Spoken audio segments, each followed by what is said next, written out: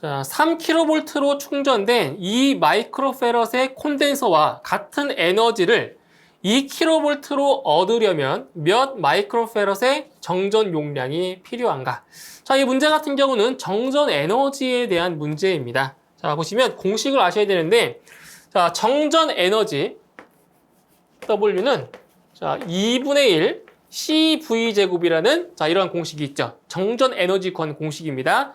W는 2분의 1 CV제곱. 자, 그런데 지금 같은 에너지가 같다라고 했죠? 그래서 이것을 W1과 W2가 같다라고 한번 놓고 풀어보죠. 같은 에너지라고 했으니까. 그럼 W1은 3kV로 충전된 이 마이크로페럿의 콘덴서입니다. W1. 그러면 2분의 1 곱하기 자, C가 바로 얼마예요? 2 마이크로페럿인 거죠. 자, 2 마이크로페럿 곱하기 자, V가 3kV. 그래서 3kV의 자, 요거의 제곱이라고 놓죠, 이렇게. 자, 같대요. 그럼 W2는 2분의 1 곱하기 자, 몰라요. 몇 마이크로페럿인지 몰라요. 그런데 전압은 2kV래요. 그러면 2kV의 네, 제곱이 되는 거죠. 그럼 여기서 우리가 구하려고 하는 이 정전 용량을 X로 놓고 풀면 어차피 2분의 1은 이렇게 약분되겠죠. 약분되겠죠. 풀면 돼요. 이거를 계산하시게 되면 자, X는 자, 얼마가 나오냐? 4.5 마이크로페럿이 나오게 됩니다. 계산하시면 돼요. 이거 어렵지 않습니다. 그래서 정답은 3번의 4.5가 정답이 되겠습니다. 자, 유량, 압력, 액위, 농도, 밀도 등의 플랜트나 생산 공정 중의 상태량을 자, 제어량으로 하는 제어는 자, 여기 문제 같은 경우는 이제 제어량에 의한 분류입니다. 그래서 프로그램 제어, 그리고 프로세스 제어, 비율 제어, 자, 자동 제어가 있는데 자, 여기서 일단 그 제어량만 보고도 답이 나와야 돼요. 자, 뭐라고 했어요? 유량, 압력, 액위, 농도, 자, 밀도 등의 플랜트나 생산 공정 중의 상태량을 제어량으로 한다. 자, 공정 제어죠, 공정 제어. 그래서 보기 중에서 공정 제어와 같은 용어가 하나 있죠. 자, 뭐예요? 바로 2번의 프로세스 제어가 바로 공정 제어에 해당이 됩니다. 정답은 2번이고요. 이 프로세스 제어 같은 경우에는 시간에 따라서 이제 서서히 변하는 물리량이나 화학량을 목표값에 맞게 제어하는 것을 이제 프로세스 제어라고 하는 거죠. 그래서 일단은 여기 나와 있는 제어량만 보고도 답이 나와야 됩니다. 그래서 유량, 압력, 액위, 농도, 밀도 이러한 제어량만 딱 보고도 이거는 프로세스 제어라는 것을 알 수 있어야 되고요. 그리고 이제 문제 중에서 자, 생산 공정이라고 있죠. 공정. 그래서 이 프로세스 제어를 다른 말로 공정 제어라고도 하는 거죠. 공정 제어. 이렇게 해서 정답은 2번의 프로세스 제어가 정답이 되겠습니다. 자, 다음 그림과 같은 회로에서 다이오드 양단의 전압 VD는 몇 볼트인가? 단 이상적인 다이오드라고 했습니다. 자, 일단 여기서 이 문제를 이제 풀려면은 자, 다이오드의 특성을 아셔야 되는데 자, 다이오드 같은 경우는 자, 한쪽 방향으로만 전류를 흐를 수 있게 하는 그러한 반도체인 거죠. 그렇죠? 자, 어떤 게 순방향이냐면은 다이오드는 이쪽 방향이 순방향이고요. 이쪽 방향이 바로 역방향. 자, 이게 순방향. 이게 역방향이에요, 역방향. 자, 그래서 이 순방향으로는 전류가 흐르지만 역방향으로는 전류가 흐르지 않습니다. 이게 다이오드의 가장 중요한 특성이에요. 자, 근데 회로를 보시면은 지금 전지 24V가 인가가 되고 있는데 지금 전류가 어떤 방향으로 흐르고 있냐? 이렇게 전류가 흐르고 있죠. 전류가. 그러면 이 다이오드의 역방향으로 전류가 흐르고 있잖아요. 자, 그러면 전류가 도통한다, 안 한다? 안 한다라는 거죠. 그래서 이 다이오드는 지금 이상적인 다이오드니까 이게 이제 개방되어 있는, 오픈되어 있는 상태가 돼요. 개방되어 있는 상태. 그럼 개방 상태인 경우에는 바로 임피던스가 뭐가 돼요? 무한대가 돼버리는 거죠. 개방 상태, 오픈되어 있는 거예요. 전류가 흐르지 않는다고요. 그렇기 때문에 여기에 있는 인가대인 24V가 다 어디에 걸리냐? 지금 전류가 흐르지 않기 때문에 24V는 이 저항, 이 부하에는 걸리지 않겠죠. 전류가 흐르지 않으니까. 그래서 이 24V가 다 어디에 걸리냐면은 이 다이오드에 전부 다 걸린다라는 거죠. 이렇게. 그래서 이 다이오드의 양단 전압은 몇 볼트? 24V가 되는 겁니다. 정답은 4번이 정답이 되겠습니다. 자, 그림과 같은 다이오드 게이트웨이로 해서 출력 전압은 약 몇 볼트인가? 단, 다이오드 내의 전압 강화는 무시한다라고 했습니다. 그래서 이 다이오드 같은 경우에는 보통 0.7V의 전압 강화가 존재하는데 여기서는 전압 강화는 무시한다라고 했네요. 네. 자, 근데 보시면 자, 출력. 자, 여기가 출력 전압이죠? 출력 전압. 이제 V0로 놓을까요? 자, 출력 전압이 몇 볼트인지를 물어보았어요. 자, 그런데 이 다이오드 같은 경우는 자, 이쪽 방향이 순방향이죠, 순방향. 그러니까 전압이 더 커야 돼요. 전압 왼쪽에 있는 전압이 더 커야 이렇게 전류가 흐를 수가 있는 겁니다. 그런데 봤더니 지금 입력 측에는 얼마예요? 5V, 5V, 0V. 그리고 여기는 뭐 지금 접지죠? 그러면 지금 이 아래쪽에 있는 다이오드 같은 경우는 등전이죠, 등전이. 여기도 0V, 0V. 그럼 여기는 전류가 흐르지 않습니다. 같은 전이기 때문에. 그런데 여기 보시면 첫 번째 입력과 두 번째 입력을 보면 5V죠. 이쪽 0V, 접지 0V죠. 그러면 더 전위가 높기 때문에 이렇게 흐를 수 있는 거죠. 여기도 마찬가지로 이렇게 도통이 돼서 흐를 수 있는 거죠. 그럼 뭐예요? 이 다이오드 내에서 자, 전압 강화가 없기 때문에 자, 여기에 있던 이 5V가 전부 다 이쪽에 이 저항 부하 쪽에 다 걸리는 거죠. 그래서 이 출력 쪽에는 몇 볼트가 걸린다?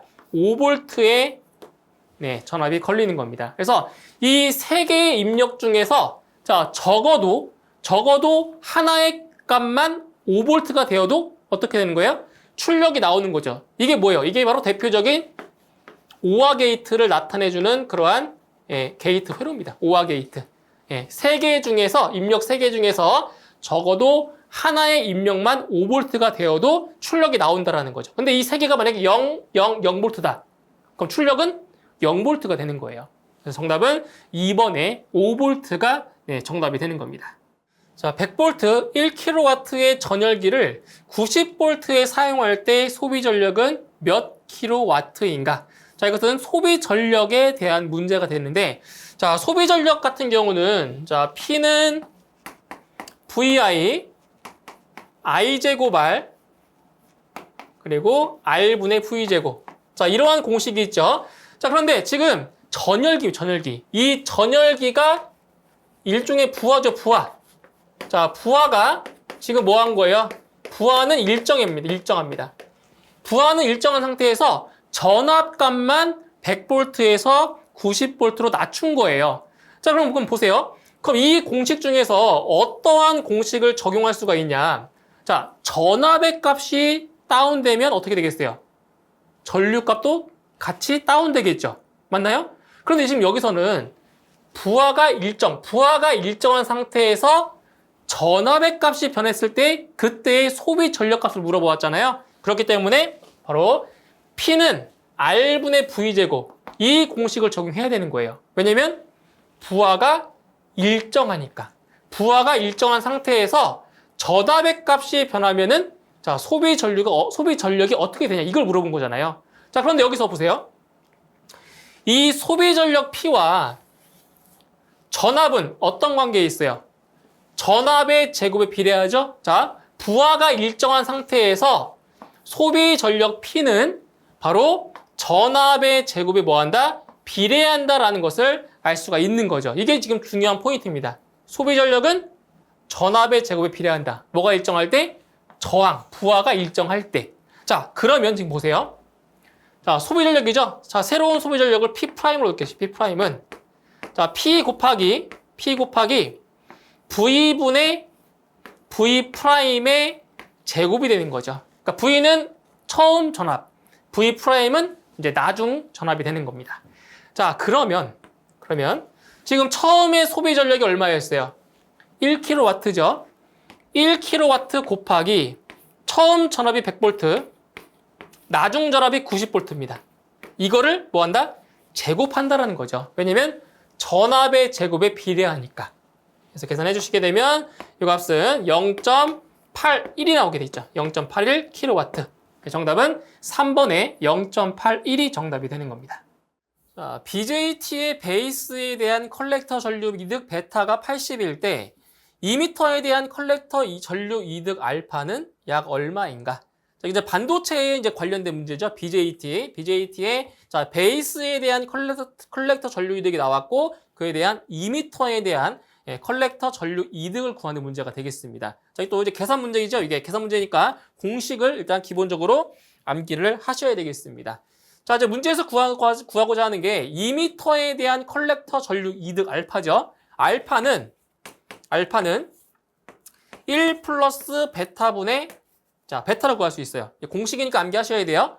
2m에 대한 컬렉터 전류 이득 알파는 1 플러스 자, 베이스에 대한 컬렉터 전류 이득분의 베이스에 대한 컬렉터 전류 이득 베타입니다. 그래서 1 플러스 베타분의 베타 이렇게 구해 주시는 거예요. 자, 그럼 문제 다 나왔잖아요. 자, 지금 베이스에 대한 컬렉터 전류 이득 베타 값이 80으로 나왔기 때문에 1 플러스 80분의 이렇게 80으로 계산하시면 되겠습니다. 그러면 알파 값은 대략적으로 0.99 정도가 자, 나오게 되겠습니다. 그래서 정답은 1번에 0.99가 정답이 되겠습니다. 자, 압력에서 변위의 변환 장치는 자, 이 문제는 이제 변환 요소에 대한 문제로 지금 압력에서 변위로의 자, 변환하는 장치를 찾는 문제가 되겠습니다. 자, 1번에 다이어프램입니다. 다이어프램 같은 경우에는 이게 다이어프램이 얇은 막으로 되어 있는데 이게 압력 차이가 발생을 하면 그 막이 휘어지면서 바로 변위가 발생하는 거죠. 그래서 이 다이어프램 같은 경우가 압력에서 변위로의 변환 장치가 되는 거고요. 그 다음에 2번에 노즐 플래퍼 같은 경우는 이제 변 위에서 압력으로 변하는 거죠. 그러니까 반대입니다. 그래서 노즐 플래퍼는 변 위에서 압력으로 변하는 그러한 변환 장치고요. 자, 유압 분사관도 마찬가지예요. 변 위에서 압력으로 변환하는 장치라고 보시면 되겠습니다. 자, 그리고 4번의 차동 변압기 같은 경우는 자, 차동 변압기는 변 위에서 그렇죠. 전압으로 변환하는 그러한 장치가 되는 거죠. 그래서 압력에서 변위로의 변환 장치는 1번의 다이어프램이 정답이 되겠습니다. 자, 태분원의 정리를 이용하여 그림 A의 회로를 그림 B와 같은 등가 회로로 만들고자 할 때 자, 전압 E와 저항 R의 값을 지금 물어보았습니다. 자, 먼저 등가 전압 자, E를 한번 구해보도록 할 건데 자, 여기서는 단자 AB를 뭐 했을 때 개방했을 때 AB 측에서 바라봤을 때 뭘 구하는 거예요? 전압, 등가 전압을 구하는 거죠. 근데 여기서 자, AB를 개방을 하면 이 0.85매는 전류가 흐르지 않죠. 그러니까 여기는 전압이 걸리지가 않는 겁니다. 그래서 이 0.85는 없는 부하라고 보시면 돼요. AB를 개방한 상태에서 AB 측에서 바라본 전압이에요. 얼마예요? 그러면 여기 3ohm에 걸리는 전압이 되겠죠? 3ohm에. 근데 지금 10V가 인가가 됐고 저항이 2ohm과 3ohm 두 개의 저항이 있어요. 그럼 바로 전압 분배 법칙을 이용해서 바로 이 3ohm에 걸리는 전압을 구할 수가 있는 거죠. 자, 그럼 얼마냐? 자, 등가 전압 2는 자, 2ohm과 3ohm이죠? 그러면 2 플러스 3분의 자, 그 중에 3ohm에 걸리는 전압이니까 분자에 3이 들어가는 거죠. 왜냐면 저항과 전압은 비례하니까. 그렇죠? 여기에 곱하기 10을 해줍니다. 전체 10V니까. 자, 그러면 자, 얼마 나오냐? 6V가 나오게 되는 거죠. 등가 전압은 6V가 나오게 되고요. 그 다음에 자, 이제 저항. 자, R값을 이제 구할 건데 이 R값은 여기 이제 이 R값. 이 R값은 어떻게 구하냐? 바로 이 AB 지금 전압원을 단락시킨 상태에서 AB에서 바라봤을 때 합성 저항을 구하시면 돼요. 자, 그러면 자, AB를 측에서 봤을 때 이 2옴과 3옴은 서로 병렬로 연결이 되어 있죠? 그러니까 이런 거예요. 이거를 회로를 구성해 보면 2옴과 3옴은 이렇게 병렬로 연결이 된 거고요. 그 다음에 여기 0.8옴은 직렬로 연결이 된 겁니다. 이런 식으로. 이렇게 2옴과 3옴, 0.8옴 이렇게 되는 거죠.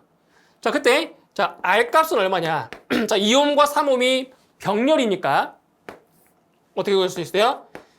자, 더한 거분의 곱한 것으로 구할 수 있죠. 더한 것분의 곱한 것, 병렬이니까 여기에다가 0.8옴을 더해줍니다. 직렬이니까 이렇게 직렬. 그러면 1.2, 0.8, 2옴이 나오게 되는 거죠. 그래서 등가 저항은 얼마다? 2옴이 되는 겁니다. 그래서 전압은 6V, 저항은 2옴이 되는 거죠. 정답은 3번이 정답이 되겠습니다. 자, 직류 전압계와 전류계를 사용하여 부하 전압과 전류를 측정하고자 한다. 자, 연결 방법으로 옳은 것은? 자, 보세요. 자, 전압계와 전류계의 측정 위치를 이제 물어봤습니다. 자, 보시게 되면, 자, 여기에, 자, 부하가, 자, 이렇게 부하가 하나 있다라고 치죠. 그때 이 부하의 전압을 구하기 위해서 어떻게 하냐? 이 전압계라고 하는 것은, 자, 두 지점 사이에 위치 차이를 구하는 거죠. 전위차. 자, 전위차를 구하는 거기 때문에 전압계는 보세요. 이 지점과 이 지점의 전위차를 구하는 거예요. 이 부하 전압을 구하려면. 그래서 전압계 같은 경우는 부하와 이렇게 병렬로 연결합니다. 병렬. 이 지점과 이 지점의 전위차를 구해야 되기 때문에 병렬로 연결을 해주고요. 근데 반대로 전류계 같은 경우에는 이 부하에 흐르는 전류를 구하는 거죠. 그렇기 때문에 전류계는 이렇게 부하와 직렬로 연결을 하는 거죠. 그래서 전압계는 병렬로, 전류계는 직렬로 연결을 해줍니다. 그래서 정답은 2번이 바로 정답이 되겠습니다. 자, 다음 중 강자성체에 속하지 않는 것은? 자, 보시면 자성체는 세 가지로 분류할 수 있죠. 이제 강자성체, 그리고 반자성체, 그 다음에 상자성체. 자, 세 가지로 분류할 수 있는데, 자, 이 중에서 강자성체 같은 경우는 뭐냐? 그 외부 자기장에 이제 강하게 자화가 되고, 외부 자기장이 없어져도 그 자성이 유지되는 것이 바로 강자성체인 거죠. 그래서 자석에 잘 달라붙는 그러한 성질을 갖고 있습니다. 그래서 보시면 1번에 철, 2번에 니켈, 3번에 구리, 4번에 코발트. 자, 보기 중에서 강자성체에 속하지 않는 것은 3번이죠. 구리. 자, 구리 같은 경우는 이게 어떤 자성체냐면은 이것은 반자성체에 해당이 됩니다. 그래서 이 반자성체 같은 경우에는 그 외부 자기장에 약하게 반발하는 그러한 성질을 가지고 있습니다. 그래서 보기 중에서 강자성체에 속하지 않는 것은 3번의 구리가 되겠습니다. 자, 다음 진리표의 논리회로는, 자, 이 문제는 진리표를 보고 이게 어떠한 논리회로인지를 찾는 문제가 되겠습니다. 자, 보시면 여기서 A와 B. 자, A와 B는 입력이고요. A, B가 입력이고 X가 출력이죠. 출력.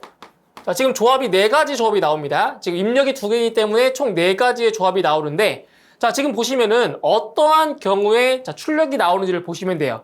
자, 지금 출력이 안 나오는 경우는 입력 A, B가 모두 0일 때만 출력이 나오지 않고, 자, 입력이 적어도 하나의 입력이 1일 때만 지금 출력이 나오고 있죠. 자, 이게 어떤 회로인가요? 이것이 바로 오와 논리 회로가 되는 거죠. 오와. 그렇죠? 적어도 하나의 입력이 1일 때 출력이 나온다. 이게 뭐예요? 바로 오와 게이트가 되는 거죠. 정답은 2번의 오와가 정답이 되겠습니다. 자, 다음 중 제어계에서 제어 요소의 입력 장치에 해당하는 것은 무엇인가? 자, 지금 무엇을 고르는 거냐면 제어 요소의 입력 장치에 해당하는 것을 찾는 거예요. 자, 먼저 1번에 외란. 자, 외란 같은 경우는 이제 시스템, 이 제어계에 영향을 주는 이제 불규칙적인 요인을 이제 외란이라고 하고요. 자, 2번에 설정점. 세트 포인트라고 하는데 설정점. 이 설정점은 제어계에서 원하는 목표값, 제어계에서 원하는 목표값입니다. 이것이 바로 입력 장치에 해당이 되는 거죠. 이게 바로 제어 요소의 입력 장치인 겁니다. 정답은 2번이고요. 3번의 오차. 자, 에러죠. 오차는 설정점과 제어 변수의 차이. 그것을 오차라고 합니다. 설정점과 제어 변수의 차이. 그걸 오차라고 해요. 그리고 4번의 제어 변수 같은 경우는 실제로 제어되는 대상의 출력값. 여기 출력값이죠, 출력값. 그래서 이 제어 요소의 입력 장치에 해당하는 것은 2번의 설정점이 정답이 되는 겁니다. 정답은 2번이 되겠습니다. 자, 단상 유도 전동기의 기동 방식으로 틀린 것은? 자, 보기 중에서 단상 유도 전동기의 기동 방식이 아닌 것을 찾는 문제가 되겠습니다. 자, 1번의 분산 기동, 2번의 반발 기동, 3번의 Y 델타 기동, 4번의 콘덴서 기동. 자, 보기 중에서 1번, 2번, 4번, 1번, 2번, 4번은 단상 유도 전동기의 이제 기동 방식이 되지만, 자, 여기 3번에 Y 델타 기동은 이것은 삼상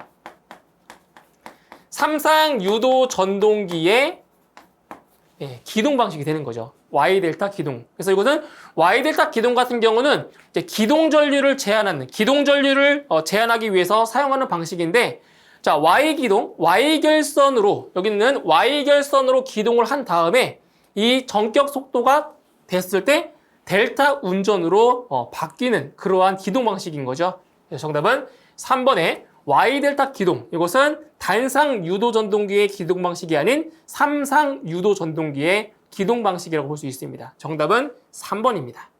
60Hz에서 3옴의 리액턴스를 갖는 자기 인덕턴스 값은 약 몇 밀리헬리인가? 자, 이것은 이제 그 자기 인덕턴스 값 물어보는 거예요. 바로 유도성 리액턴스, 유도 리액턴스를 구하는 공식 물어본 거랑 똑같아요. 자, 보세요. 유도 리액턴스 XL은 뭐예요? XL은 2파이 FL인 거죠? 그렇죠? 유도 리액턴스는 뭐다? 2파이 FL입니다. 그러니까 우리가 알고 있는 이건 오메가 L인 거죠, 오메가 L. 그때 이 오메가가 2파이 F인 거고요. 그래서 이제 이 공식을 이용하죠, 이 공식. 이 공식을 이용해서 무엇을 구하는 거냐면 자기 인덕턴스, 즉 요 L의 값을 구하는 거죠, L의 값. L 값을 구하는 거예요. 자, 그러면 L은 2파이 곱하기 F분의 XL로 구할 수 있는 거죠. 이제 문제에 나와 있는 값을 대입만 하시면 돼요, 대입만. 자, 2파이 곱하기 F는 주파수입니다. 60Hz, 60. 그리고 리액턴스가 얼마래요? 3옴. 네, 이렇게 되는 거죠. 자, 그래서 계산을 하시면, 자, 이 값이 얼마 나오냐? 8 곱하기 10의 마이너스 세제곱입니다. 이거 단위 뭐예요? 단위가 헬리죠, 헬리. 그런데 여기서 10의 마이너스 세제곱 헬리가 뭐예요? 이게 바로 밀리 헬리인 거죠. 문제에서 물어본 단위, 밀리 헬리. 따라서 정답은 얼마다? 8 밀리 헬리가 되는 겁니다. 정답은 1번이 되겠네요. 자, R은 1옴, XL은 루트 3옴인 RL 직렬 회로에서 위상차는 몇 도인가? 자, 이 문제는 RL 직렬 회로에 대한 문제인데, 자, 위상차를 물어보았습니다. 자, 그러면, 자, 이걸 보시면 돼요. 삼각형을 하나 그리시면 되는데, 자, 삼각형을, 자, 그려놓고요. 여기 가로축, 이 가로변이 뭐예요? 가로변. 가로변이 저항이죠. 그리고 세로변이 XL, 유도 리액턴스입니다. 그리고 여기 빗변이 뭐예요? 빗변. 빗변이 바로 임피던스가 되는 거죠. 그때 여기 사이각, 여기 사이에 있는 각 이 세타가 뭐예요? 이 세타가 바로 위상차입니다. 이 세타가 위상차예요.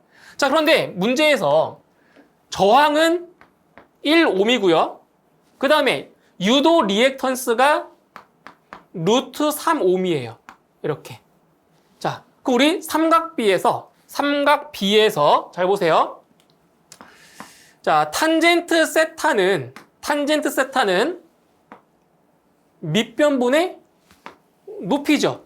그러니까 탄젠트 세타가 R분의 XL인 거예요. 그렇죠? 그러면 이 세타는 어떻게 돼요? 세타. 위상차 세타는 자, 아크탄젠트 R분의 XL로 구할 수 있는 거죠. 이거 계산기에 있습니다. 아크탄젠트는. 그래서 아크탄젠트 1분의 루트 3 해주면 돼요. 그 얼마 나오냐? 이것은 60도가 나옵니다. 여기 위상차가 얼마가 나온다고요? 60도. 자, 그런데 이거는 이 60도는 특수각이에요, 특수각. 1대 루트 3대 2잖아요. 자, 우리 삼각비에서 1대 루트 3대 2다. 이 몇 도예요? 여기 60도. 알 수 있죠? 직관적으로도 풀 수 있어요. 계산기 안 쓰고도. 그래서 1대 루트 3대 2가 되니까 여기는 특수각 60도에 해당이 되는 거죠. 그래서 위상차는 60도입니다. 정답은 3번이네요.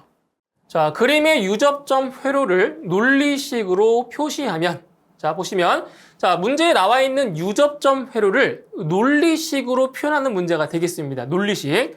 자, 그러면 여기서, 자, 유접점 회로를, 자, 논리식으로 바꾼다. 자, 그럼 어떠한 사항을 알고 계셔야 되냐면, 자, 총 3가지 사항을 좀 아셔야 돼요. 3가지 사항. 자, 어떤 사항이냐면 직렬 연결이다. 자, 직렬로 연결 접점이 직렬로 연결되어 있다. 자, 이건 뭐예요? 직렬 연결이면 논리의 곱입니다. 논리의 곱. 요거죠? 도트. 논리의 곱이에요. 직렬 연결일 때. 그다음에 병렬로 연결일 때는 반대가 되겠죠? 자, 병렬로 연결했을 때는 논리의 합이에요. 이것은 논리의 합, 병렬 연결, 논리의 합이고요. 그다음에 이제 만약에 A접점, B접점 2가지가 있는데 B접점이다. 자, B접점이 있다. 이것은 이제 부정의 의미여서 바를 붙입니다. 바.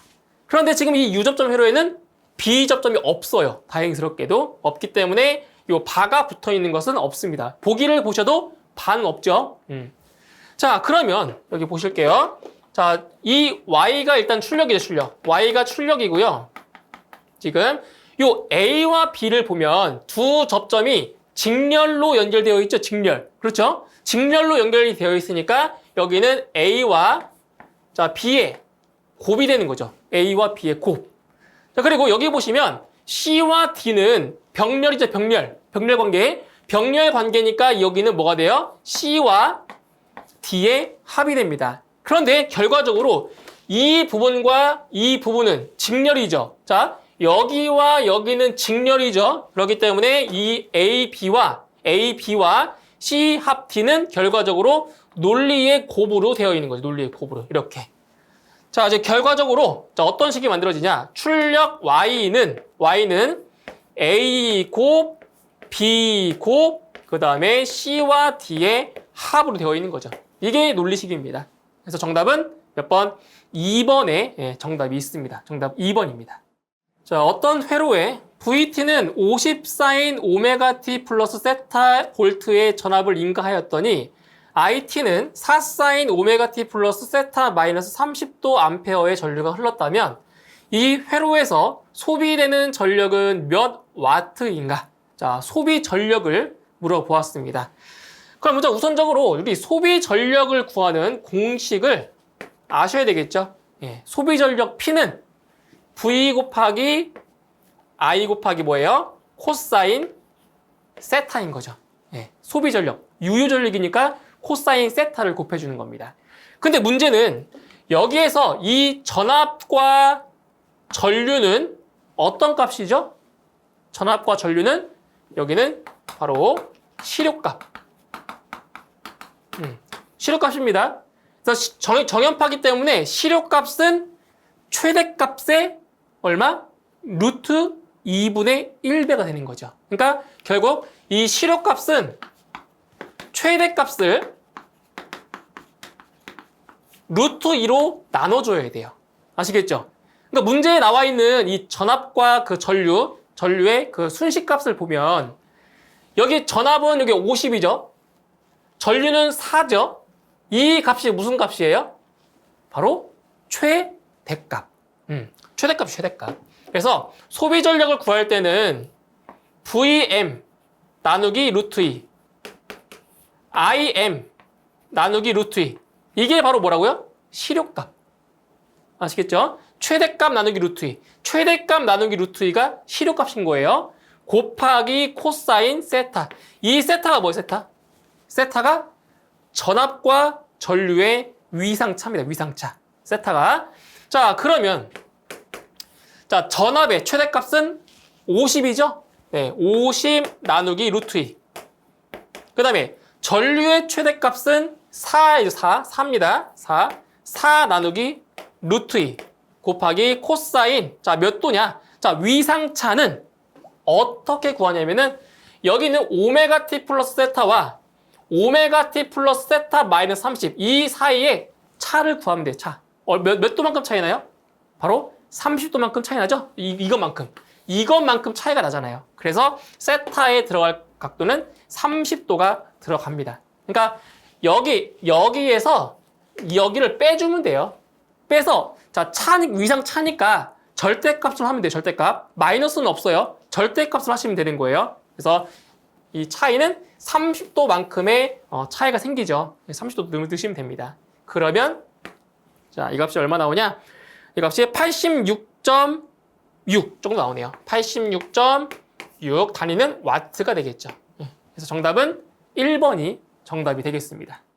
자, 자기 인덕턴스가 100mH인 코일에 축적된 에너지가 20줄일 때, 자, 코일에 흐르는 전류는 몇 암페어인가? 자, 이 문제는 코일에 축적된 에너지를 이용하는 문제가 되겠습니다.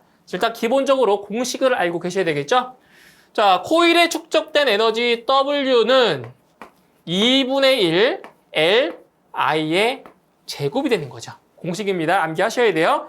코일에 축적된 에너지 W는 2분의 1 Li 제곱. 자, L이라고 하는 것은 자기 인덕턴스, I는 전류의 값이 되는 거죠. 그럼 이 식을 변형해서 바로 전류의 값을 구하는 식으로 이제 만들어 볼 건데, 자, 어떻게 되냐면, 자, I 제곱은 L분의 2W가 되죠. 이 식을 이제 변형한 겁니다. I 제곱은 L분의 2W. 그러면 자, 양변에 루트를 씌우면 I는 루트 L분의 2W가 되는 거죠. 자, 바로 대입을 해보도록 할게요. 자, L은 뭐라고? L은 자기 인덕턴스입니다. 자, 100mH입니다. 100mH니까 100 곱하기 10의 마이너스 세제곱이 되는 거죠. mH니까 mH. 자, 100 곱하기 10의 마이너스 세제곱. 그리고 2 곱하기 지금 W 코일에 축적된 에너지가 20줄입니다. 그럼 20 그대로 넣으시면 돼요. 이렇게 20. 그래서 계산하시게 되면 자, 전류의 값이 얼마가 나오냐? 20A가 나오게 되는 겁니다. 그래서 정답은 3번이 정답이 되겠습니다. 자, 100V의 교류 전원에 1kW의 배풍기를 접속했더니 15A의 전류가 흘렀다면 이 배풍기의 역률은 얼마인가? 자, 역률을 물어보았습니다. 역률. 자, 역률이 어떻게 써요? 우리 역률은 코사인 세타죠. 네, 코사인 세타가 역률입니다. 자, 보실게요. 자, 1kW 소비 전력, 유효 전력이죠. 자, 소비 전력은 VI 코사인 세타가 되는 거죠. VI 코사인 세타. 단상이라고 했을 때 P는 VI 코사인 세타. 그럼 이 식에서 코사인 세타, 역률 코사인 세타는 VI분의 P로 구할 수 있는 거죠. 그렇죠? 이 식을 이제 바꾼 겁니다. 코사인 세타는 VI분의 P다. 자, 그러면 자, 전압이 100V고요. 전류가 15A래요. 그 다음에 유효 전력이 1kW. 그러니까 1 곱하기 10의 세제곱이 되겠죠. 1000W. 자, 이렇게 해서 계산을 하시게 되면 0.67 정도가 나오네요. 0.67. 그래서 배풍기의 역률은 바로 0.67 정도가 되는 겁니다. 자, 그런데 여기서 자, 의문점이 하나가 있죠. 이거를 단상으로 봐야 돼. 단상 교류로 봐야 되냐? 아니면 삼상 교류로 봐야 되냐? 자, 근데 일반적으로 이 배풍기 같은 경우는 이게 주로 삼상을 써요. 삼상을 쓰는데 이 문제에서는 지금 100V의 교류 전원에다가 1kW란 말이에요. 근데 여기서 뭐 삼상이다 또는 뭐 220V 또는 380V. 자, 이러한 전압값이 아니라고 하면은 자, 이 배풍기가 일반적으로 삼상을 쓴다라고는 해도 이거는 단상 교류로 간주하고 문제를 풀으셔야 돼요. 이 문제에서만큼은. 아시겠죠? 그리고 여기 이 배풍기를 삼상으로 놓고 풀면 보기에 있는 답안이 없습니다. 이걸로 봐서도 이 배풍기는 단상 교류를 쓰고 있다는 것도 우리가 알고 계셔야 돼요. 보기에 없거든요. 그래서 이거는 일반적으로 삼상을 쓰고 있지만 이 문제에서만큼은 단상 교류라고 가정하고 문제를 풀으셔야 됩니다. 아시겠죠? 삼상일 때는 여기 루트 3 붙겠죠. 이제 단상이기 때문에 루트 3을 제외하고 계산하시면 됩니다. 그래서 정답은 1번이 정답이 되겠습니다. 자, 다이오드를 사용한 정류 회로에서 여러 개의 다이오드를 직렬로 연결하여 사용하면 자, 어떠한 효과를 얻을 수 있는지 이것을 물어본 겁니다. 자, 이런 거죠. 자, 여러 개의 다이오드를 자, 이런 식으로 직렬로 뭐 2개가 될 수도 있고 뭐 3개가 될 수도 있고 자, 여러 개의 다이오드를 직렬로 연결해 사용했을 때 자, 어떠한 효과가 있냐? 자, 일단 정답은 3번입니다. 다이오드를 과전압으로부터 보호할 수가 있어요. 자, 이거 무슨 말이냐면은 여기서 자, 하나의 다이오드가 자, 감당할 수 있는 최대 역전압이 낮을 경우에 자, 이 다이오드를 직렬로 연결해서 그걸 분담하면 이 다이오드가 파괴되는 것을 방지할 수가 있다는 거예요. 자, 예를 들면 이런 거죠. 자, 만약에 여기서 자, 60V의 전압이 자, 인가가 됐어요. 자, 인가가 됐는데 이 다이오드 하나가 감당할 수 있는 최대 역전압이 예를 들어서 20V라고 할게요. 최대 역전압. 감당할 수 있는 최대 역전압이 20V라고 했을 때 만약에 이 다이오드가 자, 하나만 설치가 되어 있다라고 하면 어떻게 되겠어요? 최대 역전압.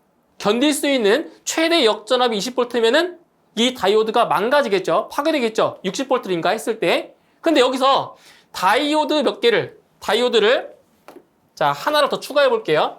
자, 다이오드를 4개를 연결을 해버리면 어떻게 되겠어요? 60V가 인가가 되었을 때 여기서 몇 볼트? 15V. 여기서 15V, 15V, 15V. 이렇게 서로 견뎌주면 서로 분담을 하면 이 다이오드가 파괴되는 것을 막아줄 수가 있는 거죠. 그렇죠? 그래서 이 다이오드를 직렬로 연결하면 바로 과전압으로부터 이 다이오드를 보호할 수 있다는 그러한 효과가 있는 겁니다. 그래서 이 문제는 이렇게 암기를 하시면 돼요. 자, 다이오드를 직렬로 연결했을 경우와 병렬로 연결했을 경우에 자, 어떻게 암기를 하냐면 자, 직렬로 연결했을 때는 과전압으로부터 자, 보호할 수가 있고요. 병렬로 연결했을 경우에는 과전류로부터 보호할 수 있어요. 과전류 또는 과부하로부터 보호할 수가 있습니다. 자, 어떻게 암기하시냐면 잘 보세요. 자, 초성, 직렬이죠, 직렬. 직렬이니까 과전압으로부터 보호할 수가 있는 거고요. 자, 병렬, 비읍이죠. 병렬일 경우에는 과부하로부터 보호할 수 있다. 이렇게 초성으로 암기하면 쉽습니다. 그래서 직렬로 연결하면 과전압, 직렬로 연결하면 과전압으로부터 보호할 수 있다. 정답은 3번이 정답이 되겠습니다.